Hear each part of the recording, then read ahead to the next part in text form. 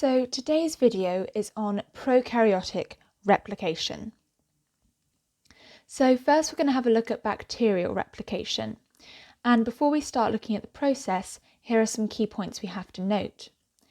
Bacteria don't contain nuclear envelopes to dissolve.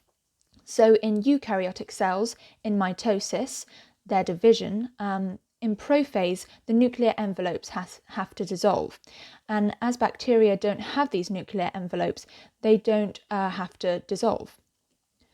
And also, bacteria don't have mitotic spindles to separate the DNA, like in eukaryotic mitosis in metaphase. So as they don't have these mitotic spindles, all these nuclear envelopes, bacterial division is faster because they don't have to use the time to dissolve the nuclear envelopes and they don't have to use the time to develop these mitotic spindles. And bacteria divide by the process of binary fission. So now we're going to have a look at the process of binary fission, the replication of bacteria.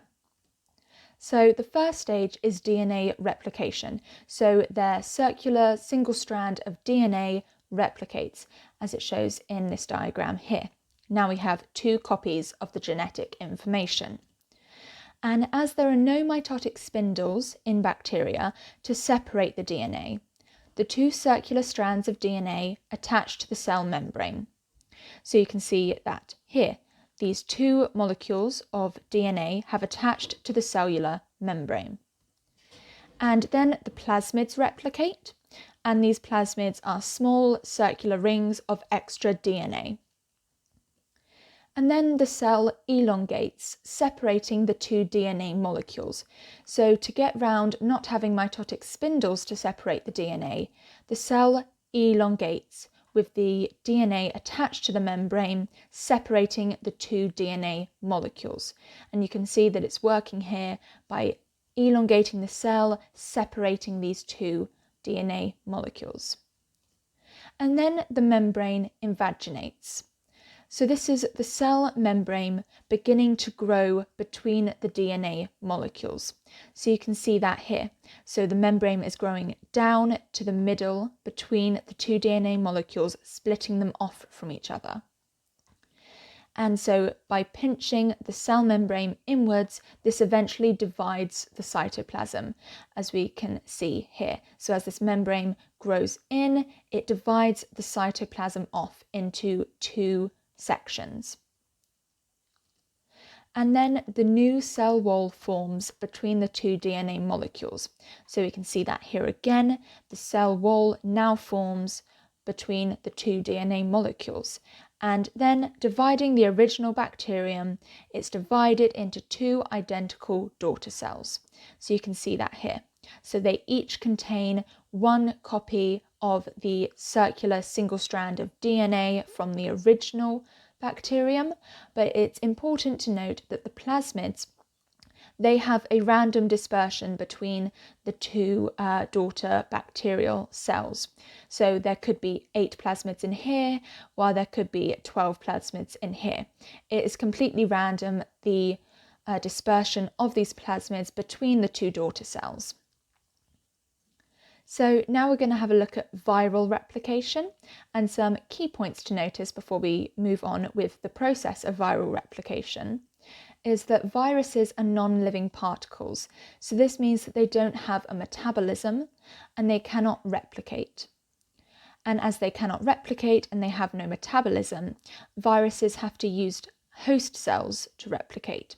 So they cannot replicate by themselves, they have to use host cells. So now the process of viral replication. So the first step is that the virus attaches to the host cell's receptors. And these receptors on the host cell are on their membrane, so they're membrane receptors. And the virus attaches to these using their attachment proteins. So these attachment proteins are on the surface of the virus, allowing them to attach to these host cell receptors on the membrane.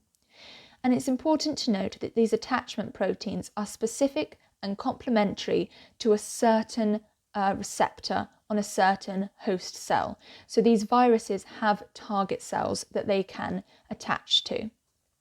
So once this virus has attached to the host cell's receptors using its attachment proteins, via endocytosis, so this is the cell taking in a substance, the virus's nucleic acid is injected into the host cell. And this nucleic acid that has been injected into the host cell contains genetic information for the production of more nucleic acids, enzymes, and structural proteins. And it's important to note that this nucleic acid could be either DNA or RNA. It depends on the virus, the type of virus. So that's why we say nucleic acid, because we don't know, unless we're giving a specific example, whether it's going to be DNA or RNA. And so this nucleic acid containing all this information, which enables the production of new viruses, enters the host cell's nucleus via the nuclear pores. And the nuclear pores are on the membrane, the nuclear envelope. And so the virus now takes control of the cell's metabolic processes. And as we said, viruses have no metabolism, so it's using this host cell's metabolic processes to assemble new viruses inside the cell. So that's how a virus, a non-living particle, gets round not having metabolism but still being able to replicate, because it takes over the metabolic processes of another cell and uses these to assemble new viruses. And these new viruses are released. And as each virus is released, they each pinch off a little bit of the membrane from the host cell.